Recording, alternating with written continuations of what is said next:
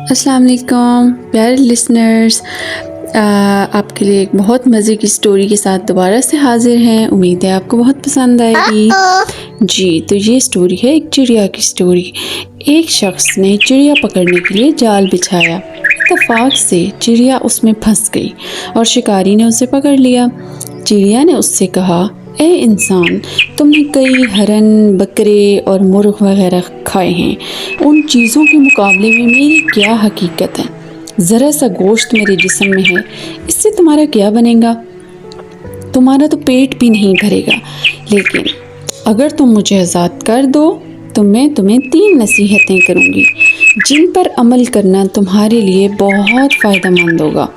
ان میں سے ایک نصیحت تو میں ابھی کروں گی، جبکہ دوسری اس وقت جب تم مجھے چھوڑ دو گے اور میں دیوار پہ جا بیٹھوں گی۔ اس کے بعد تیسری اور آخری نصیحت اس وقت کروں گی جب دیوار سے اڑ کر سامنے درخت کی شاخ پر جا بیٹھوں گی۔ اس شخص کے دل میں تجسس پیدا ہوا کہ نہ جانے چڑیا کیا فائدہ مند نصیحتیں کرے۔ اس نے چڑیا کی بات مانتے ہوئے اس سے کہا، تم مجھے پہلی نصیحت کرو، پھر میں تمہیں چھوڑ دوں گا۔ چنانچہ چڑیا نے کہا، میری پہلی نصیحت یہ ہے کہ جو بات کبھی ہو نہیں سکتی اس کا یقین مت کرنا۔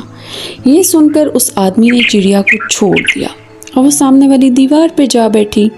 پھر بولی، میری دوسری نصیحت یہ ہے کہ جو بات ہو جائے اس کا غم نہ کرنا، مطلب اس پہ پریشان نہ ہونا۔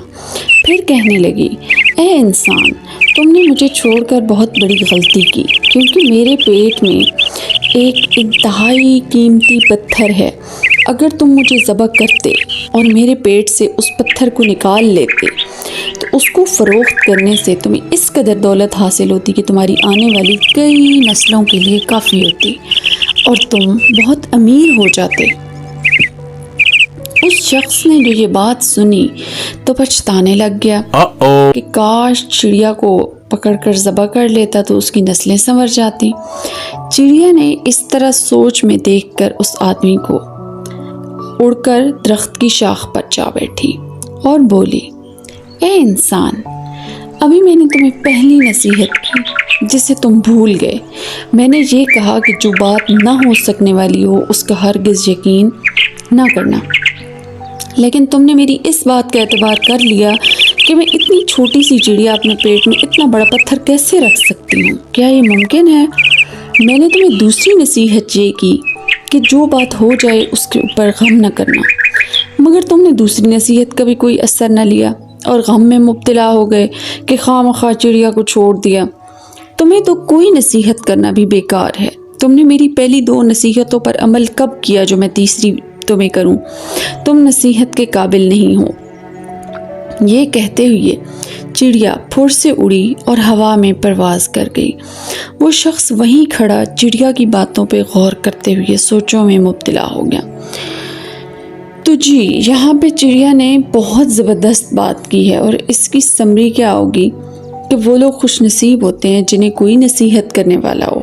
ہم اکثر خود کو عقل کل سمجھتے ہیں اور اپنے مخلص ساتھیوں اور بڑوں کی باتوں پر کان نہیں دھرتے۔ اس میں ہمارا نقصان ہوتا ہے۔ نصیحت صرف کہنے کے لیے نہیں ہوتی، بلکہ اس پہ عمل کیا جائے تو ہماری زندگی بہت آسان ہو جائے گی۔ Thank you so much. Subscribe for more interesting stories.